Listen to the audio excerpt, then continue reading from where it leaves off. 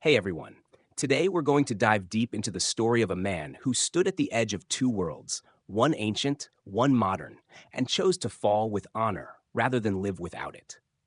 This is the story of Saigō Takamori, the last samurai general. So before you get comfortable, take a moment to like the video and subscribe, but only if you really like what I'm doing here. It might be early morning where you are, or maybe you're on your commute or just relaxing at home. Wherever you're watching, whenever it is, thanks for joining me. Now, let's listen to the compelling story in this video of mine. You shuffle along the narrow, misty streets of Kagoshima, the sea breeze brushing against your kimono. The early morning sun casts soft shadows over tiled roofs and wooden storefronts, and you hear the faint clatter of sandals on stone. It's the early 1870s, and the southern domain of Satsuma, quiet, proud, and soaked in centuries of tradition, feels calm. But this calm lies atop simmering embers. And at the heart of it all is one man, Saigō Takamori. He's not just a figurehead here, he's a legend, the kind of man schoolchildren whisper about and elders bow to with reverence. His presence is everywhere. In the archways of temples he helped rebuild, in the rigorous training halls where his military academies still echo with the thuds of wooden swords, and in the hearts of common folk who call him Saigodon. But today, there's an edge to the air, like the pause before a storm, because while most see peace, Saigō sees betrayal. And he's quietly preparing for war. You catch sight of him before dawn, walking his dog along the edge of the bay. He moves like a mountain, slow, steady, resolute. His robe is plain. His eyes are focused on the horizon, as if he's already staring at the final battlefield. He greets fishermen with a gentle nod, trades jokes with children, and yet, beneath all of that warmth, you sense something coiled tight inside him. This isn't the tale of a man who simply snapped. No, it's the slow burn of disillusionment, forged in decades of service, sacrifice, and shattered hopes. And to understand how we get to this moment, to the precipice of rebellion, you have to rewind time. 20 years earlier, Saigō was already shaping Japan's future. A low-ranking samurai by birth, born in 1828 to a poor family in Satsuma, his destiny should have been obscurity. But even as a boy, you can see the fire in him. He studies Chinese philosophy with uncommon passion, mastering the ideals of loyalty, self-sacrifice, and righteousness. He's strong, not just physically, but in character. The kind of strength that makes his superiors nervous and earns him enemies fast. In a Japan still ruled by the Tokugawa shogunate, Saigō finds his calling not in swordplay alone, but in loyalty to something bigger. He sees the imperial court, quiet, symbolic, and neutered, as the true soul of Japan. And when whispers of revolution begin, he doesn't hesitate. He becomes a courier of change, a risk-taker, a man who'll swim across stormy waters to carry secret messages to allies in Kyoto. Literally. He once almost drowns doing it, but every action has its cost. Politics, especially in an age of upheaval, is a bloody sport. You watch as Saigō rises and falls like a tide. He's exiled to a remote island once for backing the wrong faction. Attempts suicide, survives. Comes back stronger. Now, standing here in Satsuma, his journey weighs heavy. Because for all his sacrifices, helping overthrow the shogunate, installing the Meiji emperor, shaping a new Japan, he's been sidelined. The new leaders want Western clothes, Western guns, Western systems. Samurai like Saigō? They're relics. And nothing stings deeper than betrayal from men he once called comrades. So in this first act of our journey, you're not watching a rebellion begin. You're watching a storm gather. Quietly, elegantly, inevitably. A boy jogs past you on his way to a military school. He carries a wooden sword, stained from drills, worn from training. He bows deeply to Saigō.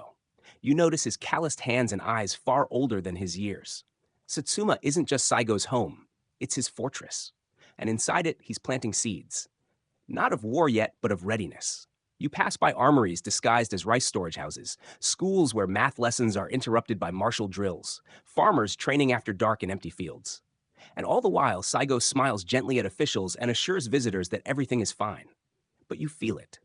Everyone feels it. The world is shifting. The old ways are dying. And one man, one symbol, refuses to fade quietly. Saigō doesn't declare war today. No swords are drawn, no banners are raised. But history turns quietly sometimes, and if you're standing here, really listening, you can hear it creak. You're in a quiet corner of Satsuma, standing outside the gates of a humble estate tucked beneath a canopy of cherry blossoms. The man inside is not just a warrior, he is also a thinker. Saigō Takamori, in this moment, is deep in a scroll of Confucian texts, one hand absently stroking the head of his loyal dog, Tsun. The sword at his hip is polished but unused. His days are filled with letters, meetings, and reflection. Not the clang of battle you'd expect from a man who would one day lead a rebellion. This is where Saigō's power begins, not with rebellion, but with restraint. You step into the small garden, where he walks barefoot across wet stones, quoting the Analects. The gentleman is modest in speech, but exceeds in action. And you realize something. Saigō is not a brute. He is a philosopher in armor, a man molded by texts and traditions more than the battlefield. His upbringing was modest, far more monk than military. Born to a low-ranking samurai family, he was raised on a diet of rice, hardship, and virtue. His parents couldn't offer wealth or prestige, but they gave him something far more enduring: discipline. And from his earliest days, you can see it in him. While other boys played, Saigō studied. He trained not just with the blade, but with the brush. Every kanji he mastered felt like a brick in the foundation of his character. But even in youth, you spot the fire. When the Satsuma domain began pushing for reform and resistance to the shogunate, Saigō stepped forward, not out of ambition, but out of duty. You watch him carry secret messages up and down the length of Japan, his sandals worn thin from marching across frozen fields. He swims through icy waters to evade detection, sleeps in caves, eats roots, all for a dream, a Japan that belongs to its emperor, not a decaying shogun. He never seeks fame. That's the thing that startles everyone around him. He refuses promotions, turns down offers of land. When offered a key role in the new government, he hesitates because he fears losing his soul to ambition. He fears becoming the very thing he once fought against. You're with him the day he writes to a friend. What matters is not how long we live, but how honorably. This isn't a man who will die for attention. This is a man who will live and die for principle. That philosophy, steeped in Confucian ideals and samurai ethics, becomes his compass. He believes in righteousness above all. If the emperor asks, he serves. If the government betrays that imperial will, he walks away. It's that simple for him, but not for everyone else. As the Meiji Restoration unfolds, you begin to see how different Saigō is from the men around him. Many of them, clever, educated, ambitious, begin modeling Japan after the West. Suits replace hakama. Guns replace swords. Schools, banking systems, telegraphs, everything is changing. You walk the streets of Tokyo with Saigō one day, and he stares at a telegraph pole like it's a grave marker. Progress, his colleagues say. But to Saigō, it feels like erasure. Still, he doesn't lash out. Not yet. He continues to serve, helps write military codes, helps train new cadets, but you can sense his heart's not in it. He sees the samurai class being dissolved. Stipends canceled, swords banned, top knots cut. He's quiet, but the fire hasn't gone out. Then comes a breaking point. Not a battlefield, but a classroom. You walk with him through the schoolyards of Kagoshima, where Saigō has helped found military academies rooted in Bushido. Students bow deeply as he passes. He believes education, not just war, is how Japan's soul will survive. But the new government sees these schools as threats, and now they want them shut down. You sit across from Saigō in the quiet of his study as he learns of the government's order. His fists clench slowly, not in rage, but in resolve. He turns to you and speaks, not with anger, but with the sorrow of a man watching his life's work undone. If the soul of Japan must die, he says, let it die with a sword in hand. And that's when it becomes clear. This man is not preparing for war out of nostalgia. He's preparing for war because he believes Japan is losing itself. The values of loyalty, duty, and self-sacrifice are not old to him. They are essential, non-negotiable. And if they must vanish, he will vanish with them. Even those closest to him, friends, students, allies, begin to feel torn. Some plead with him to bend, to modernize, to step into the new age. But Saigō is unshakable, not loud, not boastful, just utterly immovable. You walk back through the garden with him that evening. The cherry blossoms have started to fall. One lands on his shoulder and he doesn't brush it off. He simply lets it rest there, like the weight of destiny. And you, standing beside him, begin to understand. This is not a man out of time. This is a man who understands time too well and is choosing his ending on his own terms. It's 1868, and you're in Kyoto. The night smells like smoke and cold steel. Across the city, fires burn, not just from lanterns or hearths, but from revolution. And you? You're standing beside Saigō Takamori, not as a rebel now, but as a kingmaker. This is the climax of the Boshin War, the civil conflict that finally topples the Tokugawa shogunate after more than 2 centuries of power. You watch as Saigō rides into the imperial capital, not with splendor but with focus. He's not here for victory parades. He's here to make history. The Meiji emperor is only a teenager, a puppet, a figure in robes barely tall enough to peer over the walls of his palace. But Saigō believes in him, not in the boy necessarily, but in what he represents. The heart of Japan, the divine core that can unite the fractured archipelago. And he's willing to risk everything to put that heart back on the throne. You walk the hallways of the new court with Saigō. Ministers whisper around corners. Ex-samurai glare with uncertainty. Western advisors circle like hawks. And in the center of it all is Saigō, calm, collected, and utterly resolved. He's already bled for this cause. Just months ago, at the Battle of Toba Fushimi, you saw him lead imperial forces against the shogunate's loyalists, charging through musket fire with sword drawn. While others fired from cover, Saigō walked through smoke like a statue come to life. And when the enemy faltered, it was his presence, his unshakable calm, that turned fear into triumph. But now, the war is technically over. The Tokugawa are defeated, the emperor's banners fly high, and Japan, for the first time in centuries, is under a unified central rule. Saigō could have claimed anything in this moment: wealth, power, titles, but he refuses all of it. Instead, he chooses something unexpected: silence. You sit with him in a back room in Kyoto as government officials bicker over modernization plans, railroads, postal systems, military reforms. Saigō listens, offers quiet advice, but mostly, he watches. His concern isn't the machine of state, it's the soul of the people. Then the whispers begin. Some fear he's too popular, too admired. The people call him the true father of the nation. That terrifies his colleagues, especially men like Okubo Toshimichi and Kido Takayoshi, who once marched beside him. The unity is fraying. Factions begin to split, and even though Saigō has no personal ambition, ambition finds a way to make him the enemy. He sees it coming. One evening, you find him riding alone in the courtyard of a temple. The cherry blossoms are gone now, replaced by plum trees in spring bloom. He turns to you and says, "They are building something new, but they are forgetting who they are." You realize what he means. The new Japan may be stronger, but colder, more powerful, but less honorable. Saigō isn't against progress. He just fears what progress without principle becomes. And so, despite being offered a high role in the government, general of the imperial guards, even chief of the army, he begins to step back, politely, slowly, firmly. He returns to Satsuma, declines invitations to Tokyo, begins training young men, not in military tactics alone, but in virtue, in service, in humility. His schools produce thinkers, soldiers, even poets. And his philosophy spreads like wildfire. But it doesn't go unnoticed. Back in Tokyo, some ministers accuse him of building a shadow army, of forming a rival power. They fear that the man who helped make the emperor could unmake him too. Their paranoia becomes policy. Budgets are cut. Spies are sent. Letters intercepted. And you're caught in the middle. You attend meetings where Saigō is discussed not as a hero, but as a threat. You read headlines questioning his loyalty.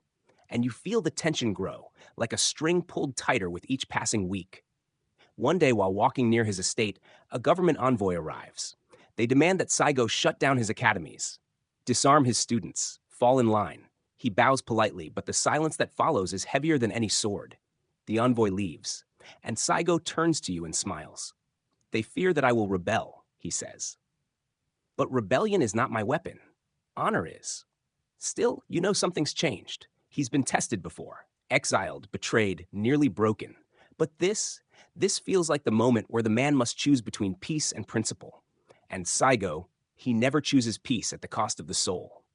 You ride with him one final time into the mountains of Satsuma, where he visits a small temple overlooking the sea. The waves crash below. A storm is rolling in. He gazes toward the distant horizon, where modern warships now patrol Japanese waters. "Is there still a place for us?" he asks aloud. You don't answer, because you know what's coming. He does too. The government thinks it has tamed the samurai spirit. But here, in Satsuma, among students and farmers, teachers and blacksmiths, that spirit is sharpening itself quietly. Saigō Takamori may have helped build the new Japan. But what happens when that Japan no longer has room for the values he holds sacred? You're about to find out. The train whistles in the distance, a shrill, foreign sound that slices across the Satsuma countryside like a blade of modernity. You pause your walk to watch it, a black iron serpent thundering across wooden bridges and emerald rice fields. To some, it symbolizes progress. To Saigō Takamori, it symbolizes what's being lost. Steel tracks cutting through a way of life built on loyalty, humility, and honor. You return to Kagoshima with Saigō, and the air feels different now. No longer just the salty breeze of the bay or the scent of pine. There's tension hanging low, like smoke. The streets are busier, yet quieter. The smiles of the townspeople are still there, but behind them are questions, soft, uncertain ones. Will he do it? Will Saigō rebel? You step inside one of his academies. Boys as young as 10 march in formation, wooden rifles on their shoulders. Older students spar under plum trees, practicing kata with the discipline of monks. These aren't just training centers. They're sanctuaries for samurai ideals, where every swing of the sword is infused with ethics and every history lesson ends with a bow. Saigō's curriculum blends Confucian virtue, military training, and moral philosophy. But the government sees something else, a threat. And they act quickly. They send word from Tokyo, disband the academies, turn over the weapons, shut it all down. You watch Saigō read the letter. He sits cross-legged, his face unreadable. Outside, students chant a Bushido oath. Inside, silence. Then, finally, he folds the paper and sets it down. If they believe virtue is a threat, he says, then they fear something greater than war. The decision doesn't come easily, but it comes. By early 1877, reports arrive that government ships are preparing for something more than negotiation. The empire is watching Satsuma like a hawk, and its talons are getting closer by the day. Yet even now, Saigō hesitates. Not from fear, but from responsibility. He doesn't want war. He doesn't crave power. You hear it in every conversation, every late-night walk along Kagoshima's quiet streets. He's searching for a path that doesn't lead to bloodshed. But the path disappears when a government official orders an arsenal raided just outside the city. A cache of rifles and ammunition, meant for Saigō's schools, is confiscated and destroyed. This is the final insult. Word spreads fast. The students are furious. Locals gather in town squares demanding justice. And Saigō, reluctant, solemn, and calm, finally stands before them. You're there as he speaks. I have served the emperor faithfully, but those in his name have brought shame to the land. If we cannot reason with them, then we must remind them what we fight for. There is no grand declaration, no drums, no banners, no clashing steel, just a collective breath. The kind of people take before they leap into the fire. And so it begins. Saigō becomes the reluctant leader of what will be known as the Satsuma Rebellion. Not as a revolutionary out to claim power, but as the moral compass of thousands who believe the heart of Japan is slipping away. You march with them, nearly 12,000 strong. Farmers, ex-samurai, students, teachers. They carry matchlocks and katanas, wrapped in faded armor and ancestral pride.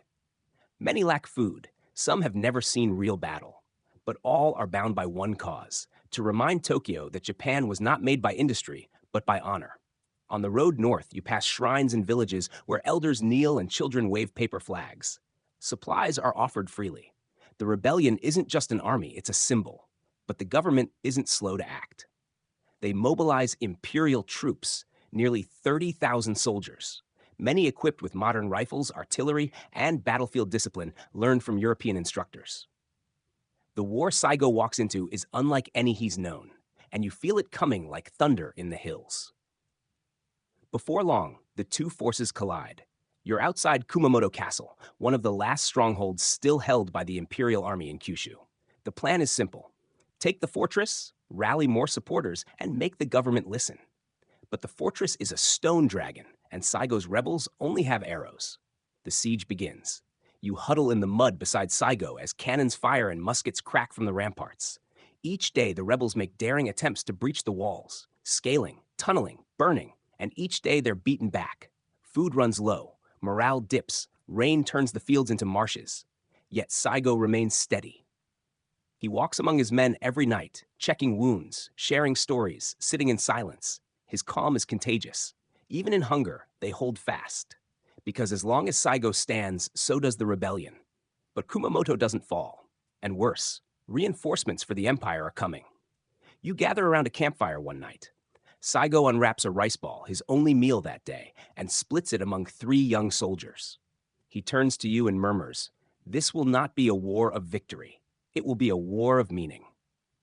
The siege of Kumamoto will become the turning point, not because the rebels win, but because they endure.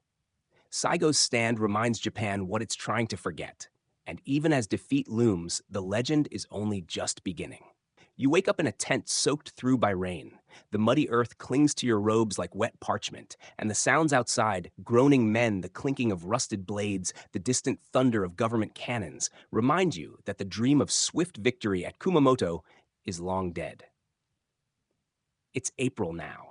The siege has dragged on for over a month, and the imperial forces, well-fed and well-armed, have withstood every charge Saigō's rebels could muster. Every dawn brings another setback. Gunpowder runs low. Food has become a myth, and more painfully, news arrives that no reinforcements are coming. No other samurai domains have joined the rebellion. The Meiji government's grip is too strong and the new order too well established. You sit with Saigō under a sagging tarp, sharing a bowl of water boiled with tree bark. His hands tremble, not from fear, but from hunger and exhaustion. Yet his eyes, still steady. Still watching the horizon, calculating. "We can't break them," you admit. "Not like this." He nods slowly. "Then we stop trying to break and start surviving."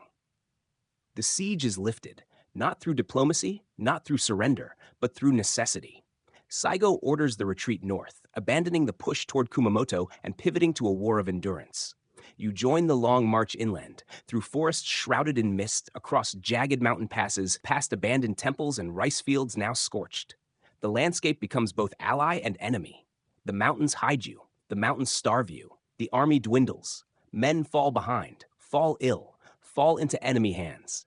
And yet every night around the fire, someone tells a story of Saigō's youth, of his battles, of his kindness to dogs, of his belief that Japan's heart is worth more than Japan's modernization. These stories become food. They become fuel. You lose count of the days. Each morning bleeds into the next. The men tie rags around their cracked feet. Arrows are made from branches. Some fight now with only bamboo spears. But still, they march. One evening, you arrive at a small village nestled in the hills of Hitoyoshi. The people rush out, not in fear, but in gratitude. They bring rice, sake, salt. An old woman clutches Saigō's sleeve and weeps. "You remind us what Japan used to be," she says. Saigō bows deeply. "Then let us make you proud one last time." The government chases relentlessly. Skirmishes break out daily. You ambush them in forests, retreat across rivers, lay traps on mountain paths. And despite being outnumbered 3-1, Saigō's rebels fight like ghosts, vanishing by dusk, striking by dawn. But you know it can't last. By June, the Satsuma forces are fractured, scattered across southern Kyushu. Disease begins to do what bullets haven't. Dysentery, malaria, hunger-induced collapse. You bury comrades daily, wrap them in old banners, offer prayers to shrines that haven't seen incense in years. In a mountain pass, Saigō is shot in the leg. The bullet rips through muscle and bone. You carry him down the slope on your back, blood soaking your clothes as gunfire echoes behind. When you finally reach shelter, he refuses to scream. He simply says, "This leg has walked far enough." Still, he refuses to stop bleeding. Lying on a mat in a tiny shrine, he whispers orders, pens letters, consoles dying men. His resolve hardens. "If I am to die," he tells you, "it will not be crawling." You realize then, this war is no longer about winning. It's about leaving behind something indelible, something eternal. You think back to the Japan before this, the polished palaces of Edo, the shrines echoing with ancient chants, the samurai proudly striding through towns where children bowed at their passing. And now, here you are, covered in ash and sweat, holding a broken sword, clinging to a dying way of life. But in Saigō's eyes, it still matters. One night, under a sky thick with stars, the remaining commanders gather around him. There are fewer than 2,000 men now. Some wear peasant clothes. Others still carry their armor, cracked and patched with leather. Saigō listens to each report. The enemy is everywhere. Supplies are gone. Every pass is blocked. Tokyo has labeled him a traitor, and then he smiles. Then we are exactly where we should be, he says. You don't fully understand it, how a man so battered can still be at peace. But Saigō isn't clinging to life. He's preparing to give it up on his own terms. And the men around him, they rise with new fire. Because a cause that doesn't surrender is a cause that lives forever. The march continues, north, then east, then finally back south, circling toward a final stand. Each village you pass seems smaller, each face older, and yet in every town someone remembers him, offers a blessing, a scrap of rice, a place to hide. The mountains begin to feel like tombstones. But Saigō walks, limping but unbroken, toward the one place where his story will end, not as a traitor, but as the last echo of a vanishing Japan. You arrive at the southern edge of Kagoshima, and everything feels still. It's early September 1877. The air is heavy, thick with both summer humidity and the kind of silence that warns of finality. You and the remaining rebels, barely 500 strong, look out over the ridges of Mount Shiroyama, where fog rolls through the trees like ghosts coming home. This is where it ends. Saigō Takamori stands atop the ridge, hands behind his back, his injured leg bound tight, his face thin but clear. Behind him, the city of Kagoshima sleeps in uneasy silence, unaware that the soul of Japan is about to fight its last battle. You help the men dig trenches, haul sandbags, and sharpen spears. There's no illusion of victory now, only the grim beauty of a final stand. You know the numbers. 500 rebels against over 30,000 imperial troops, complete with modern artillery and rifles. The government has encircled the mountain. No escape, no chance, only choice. But Saigō? He doesn't tremble. He walks the encampment with slow, deliberate steps, greeting each man personally. Thank you, he says, for standing this far. One young boy, no older than 14, clutches a spear taller than he is. Saigō ruffles his hair and says, "Your name will be remembered longer than any general's." And he means it. You sit beside him that night as he sips warm water from a gourd and gazes at the stars. It's strange, he says, to feel peace just before death. He doesn't speak of regret, not about the rebellion, not about leaving the court, not about walking away from power. His sorrow is for Japan itself, for a culture cut too quickly from its roots, for generations that may forget what sacrifice looks like when it wears armor and rides without fear. That evening, you help build makeshift barricades from felled trees and broken carts. The others do the same, laughing, humming war songs, telling stories of past victories as if the dawn won't bring cannon fire. At the same time, down the slope, the Imperial Army prepares its final assault. You can see the twinkle of campfires stretching like a necklace of flame around the base of the mountain. They've brought everything: Gatling guns, mortars, rifles, and overwhelming manpower. But what they lack is what Saigō's army is built from: resolve. On September 23, 1877, the bombardment begins. It starts before sunrise. You're thrown from sleep by a deafening boom. Dirt rains from the sky. Trees shatter. Rocks explode like shrapnel. The mountain trembles beneath your feet as shells scream overhead. You duck behind earthworks, clutching a musket with 3 bullets left. Beside you, a man prays, not for victory, but for his ancestors to welcome him. For 2 hours, the bombardment continues. Then the infantry advances. Wave after wave of Imperial troops charge uphill, firing volleys as they climb. You fight with everything: bullets, blades, even bare hands. Every inch of earth is soaked in smoke and sweat and screams. You catch glimpses of Saigō in the chaos, not commanding from the rear, fighting in the front, sword flashing in the dawnlight. Despite his wound, despite the fire raining around him, he moves like a man possessed by calm. One officer lunges at him. Saigō sidesteps, strikes, and the man falls. Another tries to aim. Saigō's blade is faster, but it's not enough. The rebels are outnumbered 60-1. For every Imperial soldier you bring down, 10 more take his place. You're pushed back, step by step, toward the inner ridge. The ground is littered with comrades, with brothers, with boys too young to die, but too brave to run. By midday, it's over. Less than 50 rebels remain. Most are wounded, out of bullets, faces streaked with blood and dust. Saigō himself has taken a hit, shrapnel or bullet, no one knows for sure. But his leg gives out, and he collapses behind a boulder. You're at his side in seconds. He props himself up against the rock, his breathing ragged. His sword lies beside him, unsheathed, unmoving. The gunfire slows. The imperial army approaches, cautious but inevitable. Saigō turns to you, his voice barely a whisper. I am content. You nod. You understand. He motions toward his remaining officers. They gather in silence. And then, in the old tradition of the samurai, seppuku, the final act of dignity, Saigō nods once. His friend and second Beppu Shinsuke kneels beside him. You avert your eyes. You hear the unsheathing of a blade. You hear the soft sigh of a man returning to his ancestors. Saigō Takamori dies as he lived, unbending, unbowed. The soldiers find his body shortly after, but they do not jeer. They do not gloat. Even his enemies bow their heads. Some weep. The imperial general himself will later say, "We have defeated a great man, not a villain." And you, standing on that blood-stained hill, surrounded by silence and smokes, know that Saigō's death is not the end. It's the beginning of a legend. The battle is over. The smoke has cleared, the rifles silenced, and now you stand among the remnants of what was once an army, but now only memories linger. At the foot of Mount Shiroyama, the sun rises over a field strewn with broken banners, bent blades, and the fallen. Government soldiers move slowly, carefully, as if they too are in mourning. The air holds not triumph, but reverence. You look down at Saigō's body, now draped in cloth and placed gently in a litter. He's not a prisoner. He's not paraded through streets in chains. No, even in death, they treat him like a prince.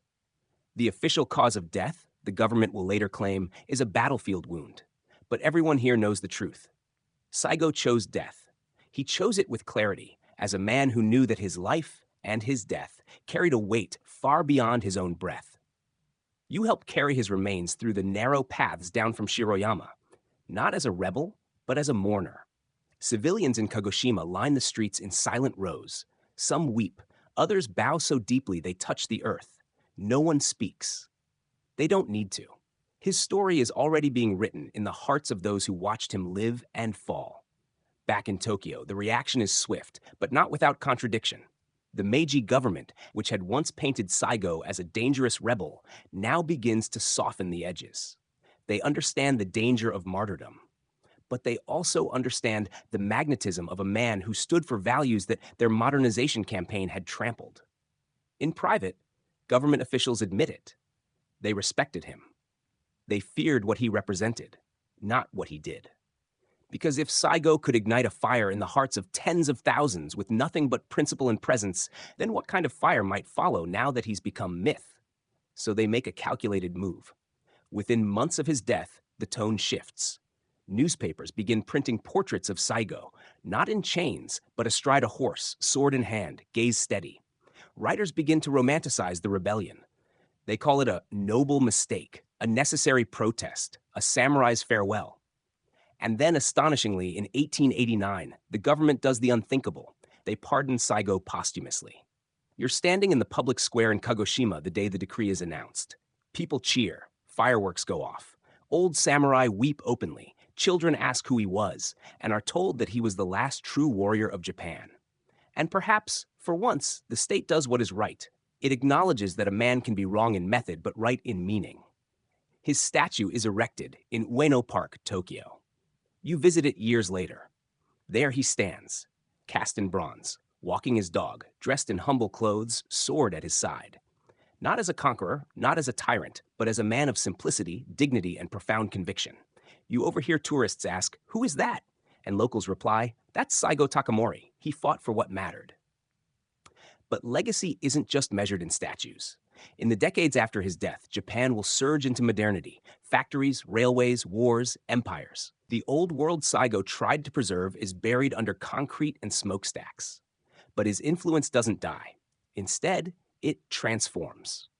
You see it in Japanese literature, where writers begin weaving tales of tragic heroes, figures torn between duty and conscience, between honor and survival.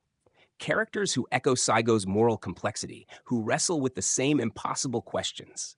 You see it in the military, where officers for decades carry his writings, his teachings, his sense of unyielding responsibility. Even those who serve the very government he opposed often revere him as a model of loyalty.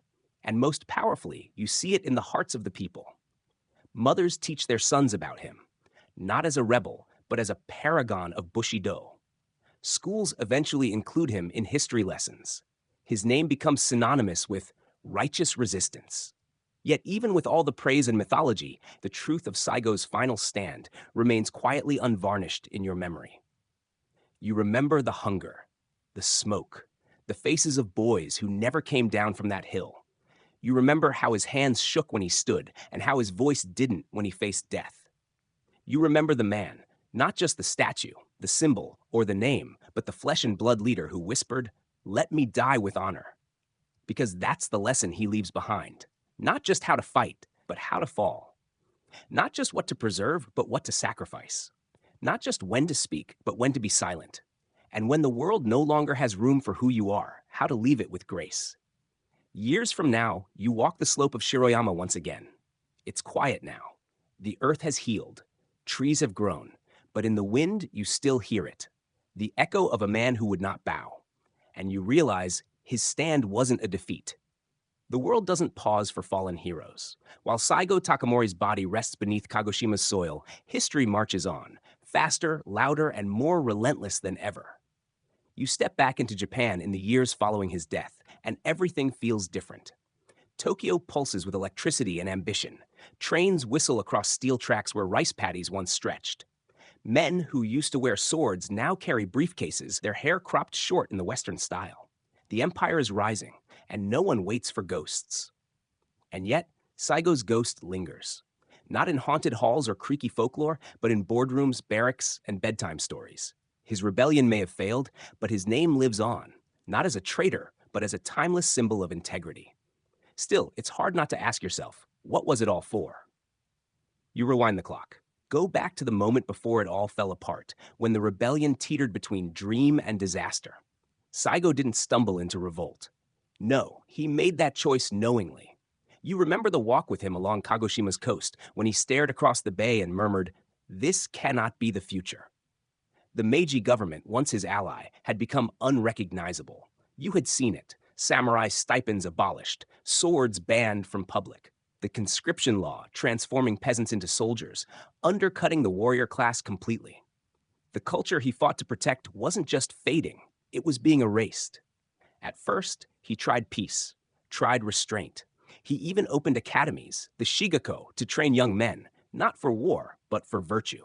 He still believed Japan could modernize without losing its soul. But Tokyo saw those schools as breeding grounds for rebellion. When government spies began to infiltrate the region and arms disappeared from arsenals, tensions soared. The final straw? A demand from Tokyo to interrogate Saigō's students, an insult too deep to ignore. You were there when Saigō finally said it out loud. "We go to Tokyo. We ask them why they fear the people." And everyone understood the code. Shh. He was marching to fight, not negotiate. You remember those days. The sound of forges roaring again as swords were reforged. Peasants lined up with pitchforks, eager to serve under a man they considered a living embodiment of honor.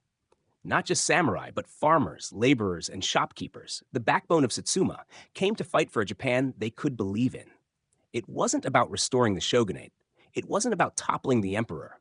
It was about protecting a vision of Japan where loyalty, dignity, and sacrifice still mattered. You recall Saigō saying, "This is not rebellion. This is duty." The journey north was harsh. Supplies were scarce, roads muddy. Government forces well-fed, well-trained, and armed with Gatling guns and modern artillery. You had swords. They had steel. But morale? Yours was unshakable. You remember the siege of Kumamoto Castle when the imperial forces shut themselves inside, unwilling to fight in the open. Saigō's army encircled them for weeks, waiting. But food ran low, ammunition dwindled. You scavenged. You foraged. You read old poems by firelight, convincing yourself that courage could conquer cannons. It couldn't. Once the government sent reinforcements, it became a war of attrition. And you started to see cracks, men deserting, cold creeping into bones, hunger carving shadows into cheeks. And yet Saigō never faltered. He limped forward, even with a wounded leg and a wounded cause. Until finally, you came to Shiroyama, the last hill, the last stand. Looking back, it's tempting to call it a suicidal act, but that would be too easy. It wasn't suicide, it was statement. The rebels knew they couldn't win, but they fought anyway, to show that there were still things worth dying for. And now, you're standing in the aftermath, in the ashes. Japan celebrates victory, yet something feels hollow. The very government that crushed Saigō starts co-opting his image. School children memorize his life. Officers salute his portrait. Newspapers refer to him not as a rebel, but as the last true samurai. What's more ironic? That they feared him when he was alive, or that they revere him now that he's dead? And here's where it gets strange. Even Emperor Meiji, the young sovereign whose name Saigō fought under during the Restoration, reportedly mourned him. Some say he once told his advisors that had he known what was truly happening in Satsuma, he would have stopped it. Maybe. Maybe not. But it adds to the legend. You keep walking through modern Japan. You see things Saigō couldn't have imagined. Telephones, bicycles, gas lamps turning to electric light. You wonder what he would have thought. Would he have smiled at Japan's strength? Or frowned at its soulless speed? In moments of reflection, you realize this. Saigō wasn't anti-modern. He was anti-forgetting. He didn't oppose change.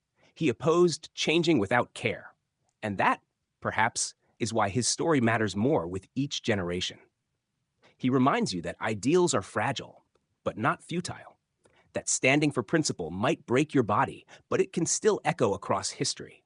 That sometimes defeat is more powerful than victory when it's chosen with conviction. In the end, Saigō's march wasn't just toward Tokyo. It was toward eternity, rain, blisters, hunger. You feel them all as you march with Saigō's army across the soaked and crumbling countryside. It's early spring, 1877, and the path north from Satsuma is no longer the proud parade it once was. Instead, it's a slow, grinding retreat toward doom. 12,000 rebels began this journey. Now you're down to half that. Many wounded, more starving, and all hunted like wild animals by a modern army that never seems to sleep. You drag your feet through muck that sucks at your sandals. You lean against your comrades at night, trying to share warmth beneath torn straw cloaks. Every village you pass is already pillaged, every rice store empty, every glance from a peasant window filled with fear. The people admire Saigō, but they also fear Tokyo's wrath. Hospitality dries up. But still, you push forward. Why? Because Saigō keeps walking. He never complains, never blames. When men fall behind, he lifts them up. When morale crumbles, he recites lines of Confucian poetry. He limps on a swollen leg, the result of an old wound reopened. He carries no sword now, only a wooden cane. But somehow, his presence steadies everyone. It's as if he alone holds the rebellion together with sheer will. The road becomes crueler each day. Every stream is a test. Every hill feels steeper. And always, you hear the distant thunder of the imperial army's artillery closing in. And then comes Tabaruzaka. You remember it with a chill. The rain that soaked your bones for 9 straight days. The freezing wind that turned powder to paste. The modern Japanese army dug in with rifles and cannons. You, with your katana, your muzzle-loading antiques, and your bare feet, are told to hold the line. You do. Somehow, you do. For every cannon they fire, you charge. For every man that falls, 2 scream in his name. You and your brothers attack again and again, blades drawn, despite knowing full well that bullets beat bravery. And here, the worst pain isn't from the fighting. It's from watching it not matter. Even when you push them back, reinforcements arrive. Even when you take a position, it's bombarded into splinters the next hour. You begin to understand this isn't war, it's extermination. Saigō knows it too. He watches the bodies pile, the landscape blacken, and he says little. But you see it in his eyes. The fire's still there, but now it burns with grief more than rage. And still, he does not stop.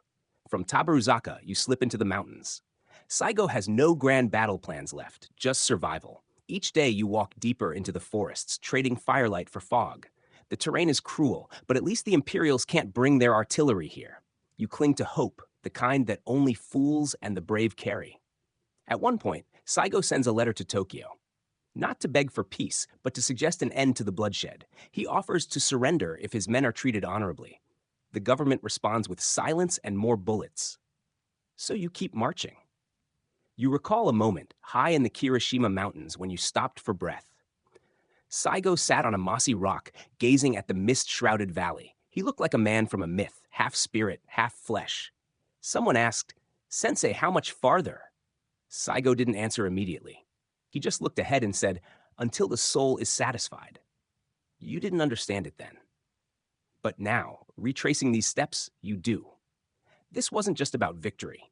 It was about proving that Japan's heart couldn't be dictated by railroads and rifles alone, that there was still a space for loyalty, sacrifice, and meaning, even in a modern world. You make it to Hitoyoshi, where what remains of your force regroups. Morale is shattered, but Saigō stands and speaks again. No rousing speech, no delusion of success, just truth. We march not because we expect to win. We march because this cause should never be forgotten. Some weep, some tighten their belts, some walk away, but those who stay follow him to the very end.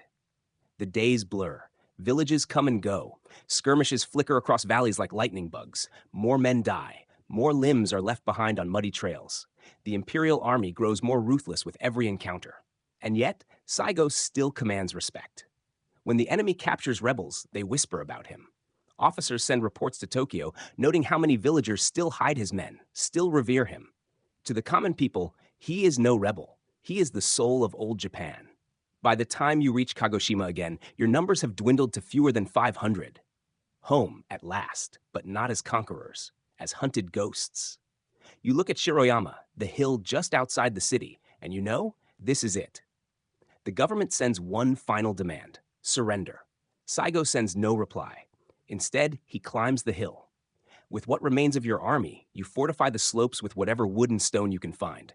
You dig trenches, sharpen bamboo, forge last-minute bullets from temple bells. You even load pebbles into cannon barrels, hoping they'll do something, anything.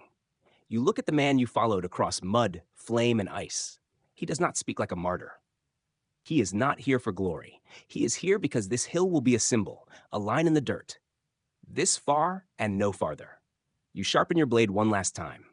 The stars are out. It's quiet. Too quiet. And then you hear the rumble. Dawn is still sleeping behind the mountains when you first feel it.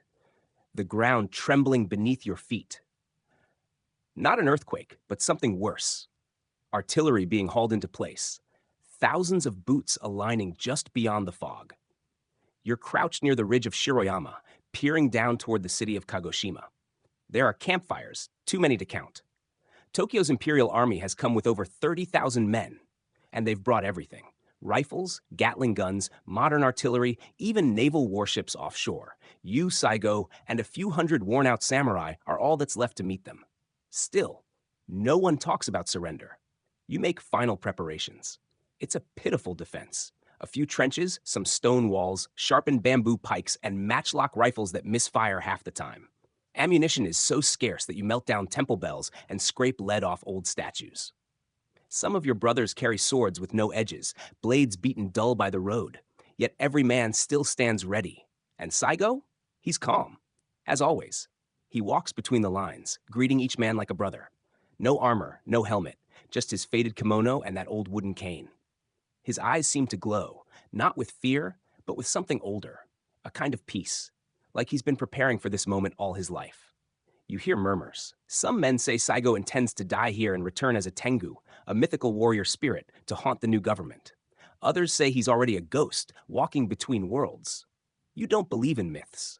But when he stops to look at you, nods, and says, "Fight well, my friend," you feel something stir inside, as if your soul stands straighter just to match his gaze. Then it begins. Just after 3 a.m., the Imperial Army unleashes hell.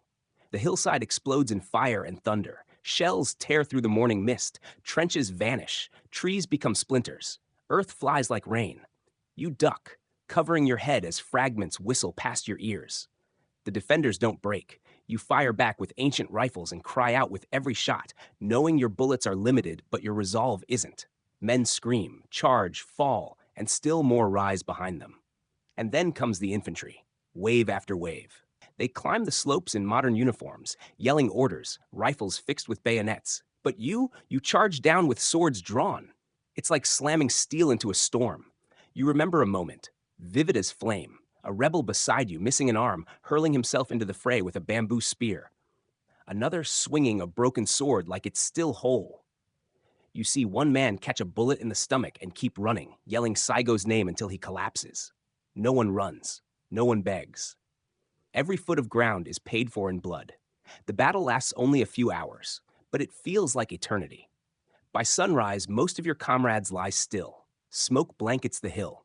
The Imperial soldiers push farther up, picking off survivors with rifle fire and grenades. You find yourself bleeding somewhere, but the pain barely registers. Your hands shake, your sword is chipped and covered in grime, and still you look toward the top of the hill. That's where he is. Saigō Takamori. Surrounded now by only a handful of men, his leg is shattered, possibly by a sniper's bullet. He can't walk. Two of his closest followers carry him behind a rock outcrop just beyond enemy sight. There's no glory here, no final charge into legend. Just silence, smoke, and then a single shot. You'll never know who pulled the trigger. Some say Saigō's second-in-command ended it for him, as an act of mercy. Others believe he used his own pistol. Some even claim he survived, fled into the forest, and lived in secret until old age. But deep down, you know the truth. He chose death over dishonor. As the sun climbs higher, the last of the rebels are overrun. Some fall in battle, others take their own lives. You're knocked unconscious by shrapnel, and when you wake, it's over. The hill is quiet now. You're one of the few taken alive. The soldiers don't mock you. They look at the carnage, at the bodies of men who fought with swords against machine guns, and they are silent. Even the most loyal to Tokyo seem to understand. They didn't defeat a rebel force today. They crushed a legend.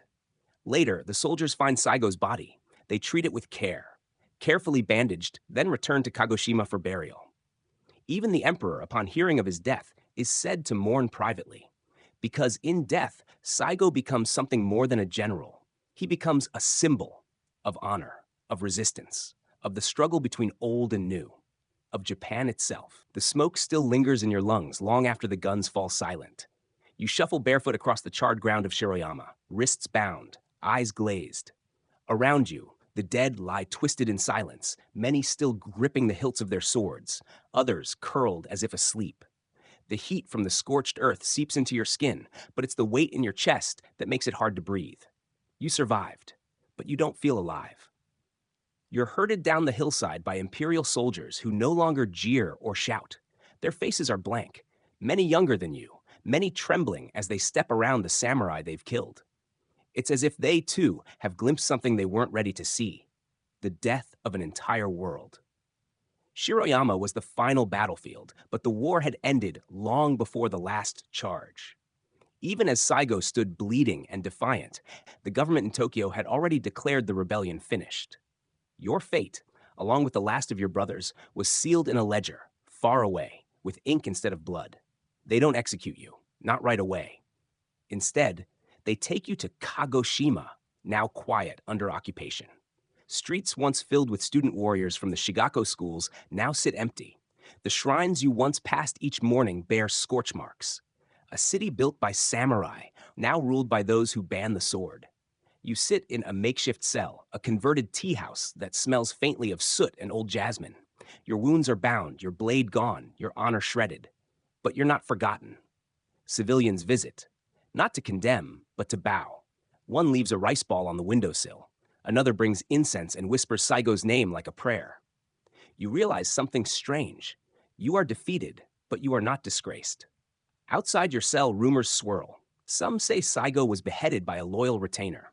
Others claim he shot himself. And in the back streets, the whispers take on a new tone. Saigō didn't die at all. He became a spirit, a mountain kami, watching over the true Japan. You're eventually released, quietly. No public trial, no fanfare. The government is trying to turn the page, erase the blood-stained margins of its rapid modernization. It needs no martyrs, no poetry carved into rebel graves. It wants railroads, taxes, telegraphs, not ghosts. But ghosts are hard to bury. You wander through what's left of Satsuma. The old domains are being renamed, redrawn, folded into prefectures. The samurai class is officially dissolved. Swords are banned, top knots cut. Even the very word samurai is fading from public language, replaced by citizen. And yet in shrines and homes and hidden corners, the memory of Saigō only grows. At first, it's private. Prayers whispered at altars, a child's name chosen in his honor.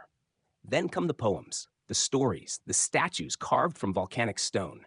And then the people begin to speak, not just of Saigō's death, but of what he stood for. Not rebellion, but principle. The newspapers, once scathing, begin to shift. Writers who once called Saigō a traitor now describe him as a man of unmatched integrity.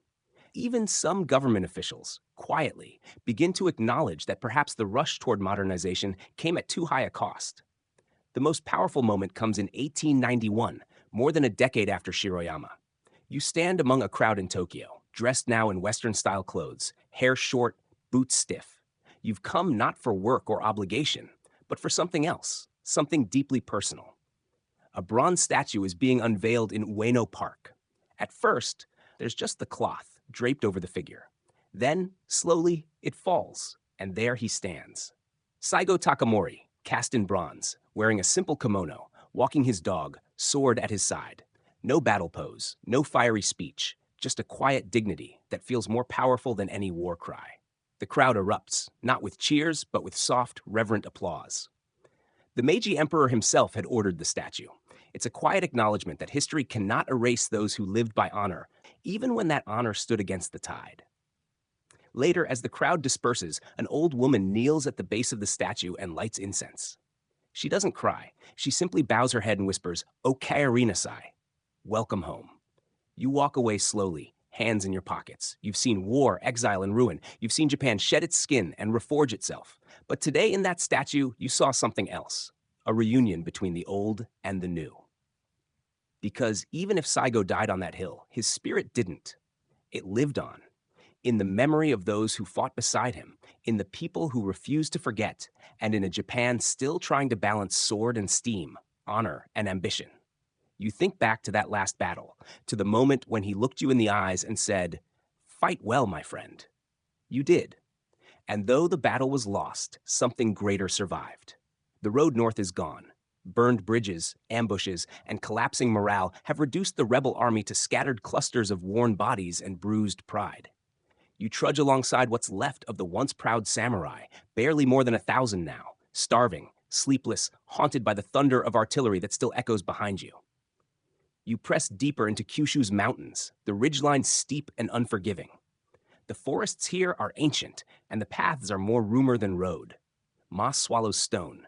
Bamboo groves whisper in the night, and through it all the cold creeps in, sharper than any imperial bayonet. Still, Saigō marches. He's thinner now, limping slightly from an injury near Nobeoka. His robes are patched, his sword chipped, but his back is straight, his voice calm. He listens more than he speaks. And when he does speak, his words matter. Quiet ripples that guide the battered tide of men who still follow him. You survive on roots and boiled bark, on rice stolen from unguarded farms, the occasional deer, if the gods are kind. But mostly, you eat stories, tales of samurai valor, of old glories from battles past. You talk of the Shinsengumi, of Sekigahara, of battles when men like you changed the fate of the nation with a single charge. Stories that keep your legs moving, even when your feet bleed. By day, you sneak through valleys and abandoned towns. At night, you camp beneath trees that seem to lean in as if listening. One night around a tiny fire, someone begins to hum a song from Kagoshima. You hum along, then another joins. Soon the whole circle is singing. It's not rebellion, it's memory. And memory is all you have left. The few modern rifles you manage to keep are useless without bullets. Your swords are notched, and many carry spears carved from broken farm tools. Yet, there is no panic, only resolve. One morning in a village half swallowed by mist, a group of children approaches, barefoot, curious. One carries a piece of dried fish. He offers it to you, shyly. You take it, bowing low. That single bite stays with you for days, not for its nourishment, but for its meaning. The people have not turned against you. Not all of them, anyway. You realize something crucial. While the imperial government wins with guns, you've already won hearts. Farmers who've never owned a sword call you Samurai-san. Mothers bow in silence as you pass. And though they do not fight, their glances carry something stronger than steel, respect. But time is collapsing around you. It's now August 1877, and rumors reach your camp that reinforcements will no longer come. What's left of your old allies, Choshu, Tosa, even former comrades in arms, have aligned with the emperor, some out of belief, others out of fear, and still others, perhaps, out of sheer exhaustion with the old way. You're alone now, and Saigō knows it. One morning you gather in a high valley. Mist veils the distant peaks. Saigō speaks, not as a general, but as a man among men. His voice is steady, eyes clear. This war is no longer for victory, he says, but for our souls. No one claps, no one cheers. but everyone stands straighter. You descend through the Ebino Pass, the final trail toward Kagoshima. It's steep, treacherous. Mud swallows your sandals. Trees fall from recent rains, blocking paths and breaking lines. But you press on. By now, you are hunted like ghosts. The Imperial Army, now swollen to over 30,000 men, fans out behind you. Telegraph lines hum with your coordinates.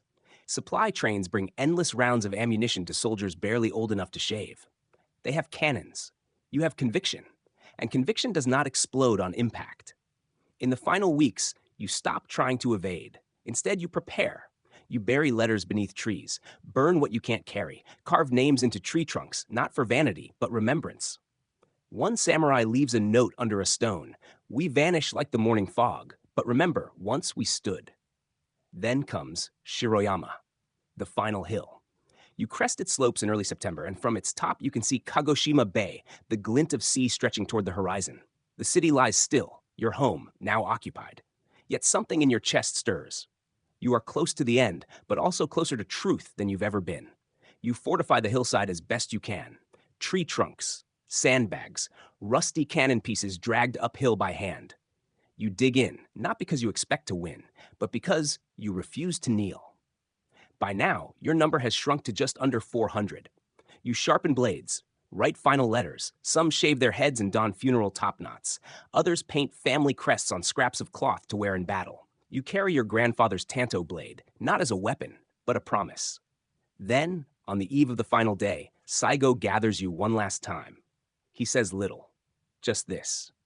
We do not fight the emperor. We fight what the emperor has become. And with that, he draws his blade and walks into the night air, pausing to look toward the stars. You don't sleep, because dawn is coming. And with it, the final storm. The first shells land before dawn. You wake not to sunlight, but to the ground shaking under your chest. The earth groans. The trees above your makeshift trench burst into flaming splinters. You scramble, coughing dirt, ears ringing, as fire rains down on Shiroyama Hill. The Imperial Army has brought its full might, 30,000 soldiers, artillery, rifles, Gatling guns, all focused on fewer than 400 men. You press against the cold earth, heart hammering as the next volley hits. Saigō stands at the center of your camp, expression calm, watching the skyline erupt. His robes ripple in the wind. He carries his katana like it still matters, because to him, it still does. As smoke rolls across the slope, you whisper the ancient code. Though I fall, I rise in honor. You're not just fighting a battle, you're writing the epilogue of a forgotten age. The bombardment lasts for hours. Trees crash, trenches collapse. Fires catch on dry pine needles, and the whole hill begins to smoke like a funeral pyre. But you hold the line, crouched behind stone walls and wooden barricades hammered together from temple ruins. You don't speak. There's nothing left to say. When the cannon fire finally stops, there's silence, long and strange. Like the pause between thunderclaps, you peek through the smoke, and there they are. Waves of imperial soldiers, dressed in khaki, advancing up the slope in tight formation. Rifles gleam, bayonets fixed. Some are younger than you. You wonder, do they know who you are? Do they understand that the man waiting at the top of this hill once helped shape the very nation that now sends them to destroy him? They shout, charge, and the final battle begins. You stand, sword in hand, eyes locked forward. Then you charge, too. It's chaos. Chaos. Gunfire cracks like lightning. Bullets slice the air. You dodge left, thrust forward, your blade scraping against steel. A rifle butt catches your shoulder. You stumble, recover. Your comrade to the right falls without a sound. But still, you fight. You fight like samurai. Men scream. Some throw down their rifles, panicked at the ferocity of your counterattack. For a brief, impossible moment, you drive them back. The Imperial line bends, then the next wave comes. They come in threes, fives, dozens. You can't count anymore. You're fighting by instinct, adrenaline, memory. You remember your first sparring match as a boy. You remember your grandfather's calloused hand placing a blade in yours. You remember Kagoshima's cherry blossoms falling in spring, and you swing, again and again, until your blade snaps. You reach for your dagger, lunge forward, another blow, another scream. Then light explodes behind your eyes. You hit the ground, mouth full of ash. You blink. Through smoke and blood, you see Saigō standing near a collapsed pine. His robes are torn, blood darkens his sleeve. But he stands, still. A group of remaining samurai forms around him. You crawl, pushing through mud and bodies, trying to reach him. Then it happens. A burst of fire, a scream. You see Saigō clutch his hip, stumbling. He sinks to one knee, not dead, but wounded. Around him, the last of the Satsuma hold the line, protecting him like lions around their wounded king. Two men lift him under the arms. There's no time. They retreat into the trees as bullets tear the branches above. You follow, every limb screaming, heart pounding. Behind you, imperial soldiers surge up the hill, yelling for surrender. But surrender was never in the plan.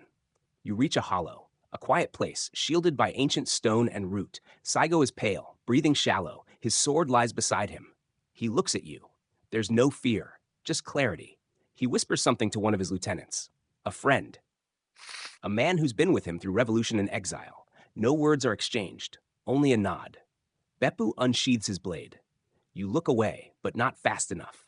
You hear the final act of honor. A life ended not in defeat, but in choice. Moments later, the sun crests the horizon, and Shiroyama falls silent. The last pockets of resistance are crushed. The final gunshots echo off stone and sea. The hill is red and gray, scattered with bodies and scorched earth. And in the center of it all, Saigō Takamori lies still, not captured, not begging, but gone by his own hand. The imperial army finds his body later. They pause, unsure whether to gloat or grieve. Some remove their caps, others bow. Even in death, he commands respect. A few weep, not just for the man, but for what his death represents.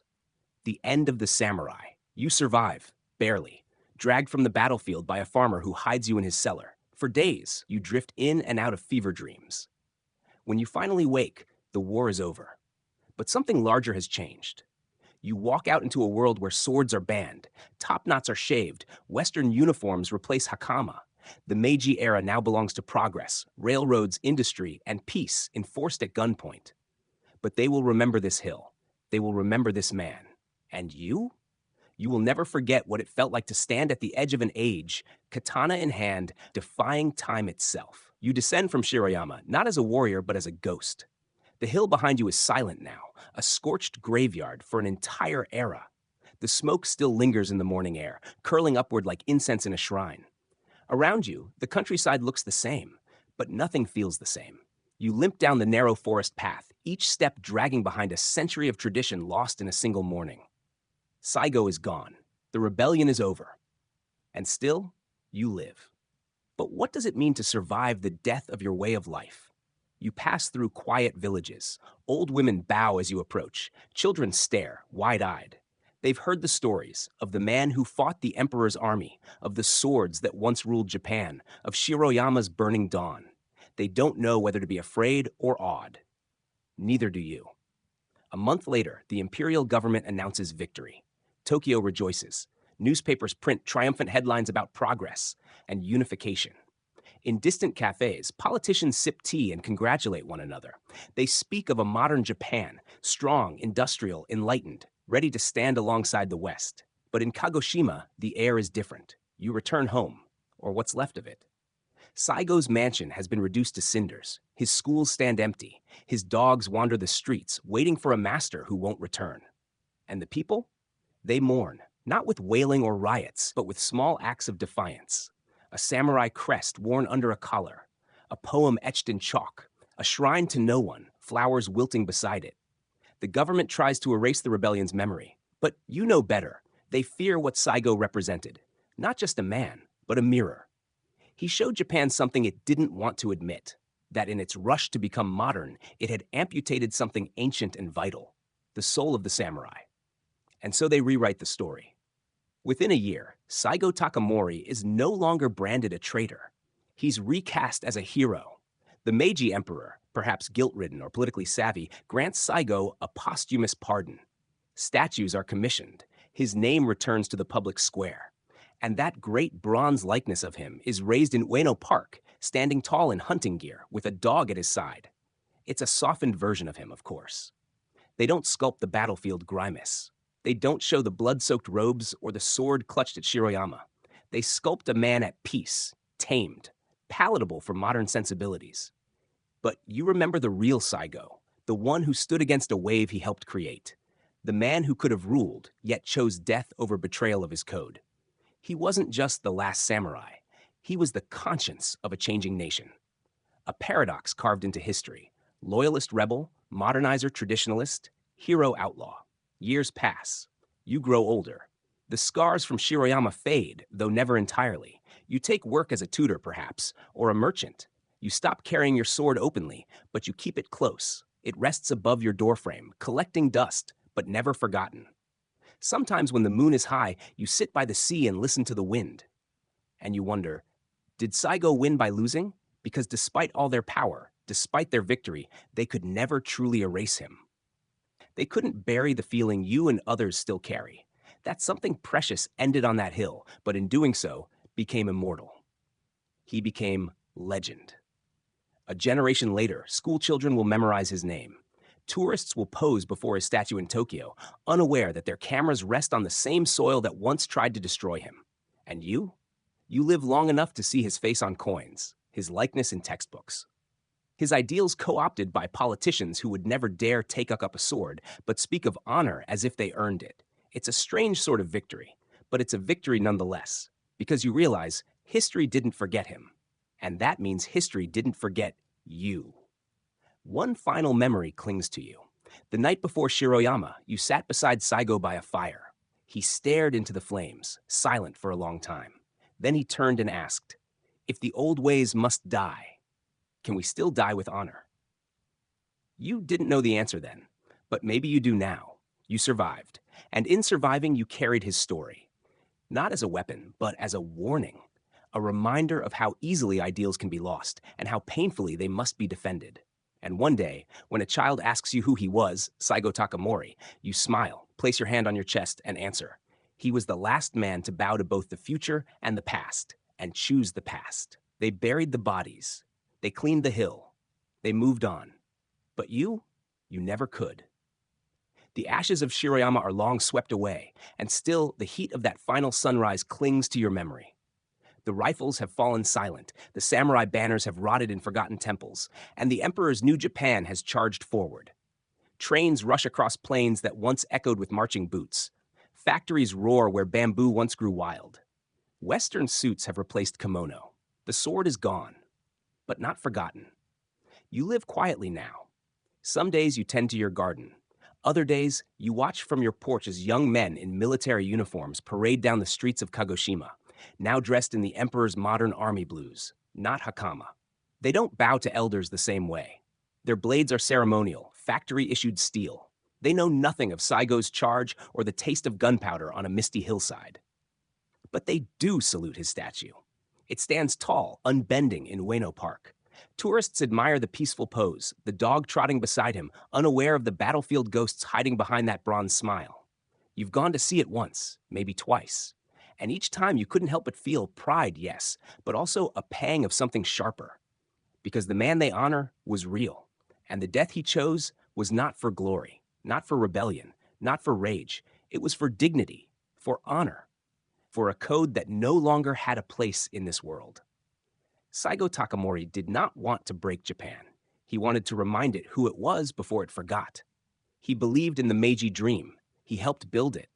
But when it began to devour its soul in the name of progress, he chose death rather than help finish the feast. That's why he rose. That's why thousands followed him, even knowing they would die.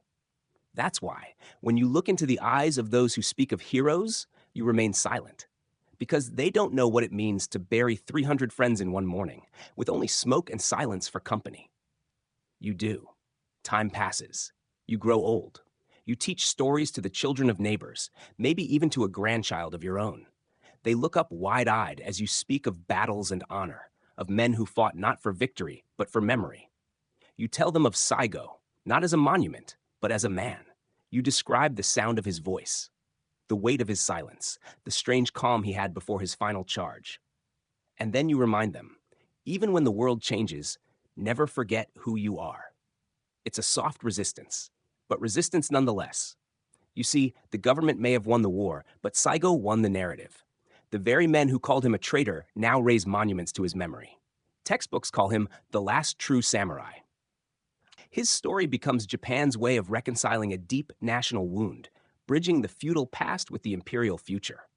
Politicians invoke his name to rally courage. Artists paint him as a tragic martyr. Film directors one day will cast actors to play him, gritty, noble, impossibly dignified. Maybe they'll even pair him with a foreign protagonist, just to help modern audiences understand. But you were there. You know what he stood for. You know how he died. You know why. And now, in your twilight years, you finally understand the question he asked you on the night before the final battle. If the old ways must die, can we still die with honor? The answer is yes. But the more powerful answer? We can live with honor too. Not by clinging to the past, but by remembering it. By keeping alive the flame that others would rather forget. By telling stories, not of glory, but of sacrifice. Of ideals. Of men who stood in the storm and did not kneel. That's what Saigō left behind. Not just a rebellion, but a compass. And as long as that compass exists, as long as somewhere remembers, you know that Saigō Takamori did not truly die on that hill. He became eternal. So what do you take away from this? That one man can resist change? That rebellion is noble? Maybe, maybe not. But more than that, the story of Saigō Takamori is about courage in contradiction. A man who helped create the future and then laid down his life when that future betrayed its roots. He was not perfect. He made mistakes. He knew death was coming and marched toward it anyway. Not for glory, for memory. His death at Shiroyama didn't stop Japan's modernization, but it made the nation pause, just long enough to remember what it was leaving behind. And that pause, that reflection, that legacy, it changed everything. So the next time someone tells you history is just names and dates, tell them about Saigō Takamori. Tell them about the hill called Shiroyama. About the rebels with swords against rifles. About the final bow and the silence that followed. And then tell them, some stories live not because they won, but because they mattered. So before you go, I want to thank you for spending time with me on this journey. If this story moved you, even just a little, please like the video and subscribe. It helps this channel grow and helps me keep bringing you these deep dives into hidden corners of history. Drop a comment below. What did you think of Saigō's stand? And if you have a historical figure you want me to explore next, let me know. Finish the script, enjoy listening, and subscribe to the channel for the next video.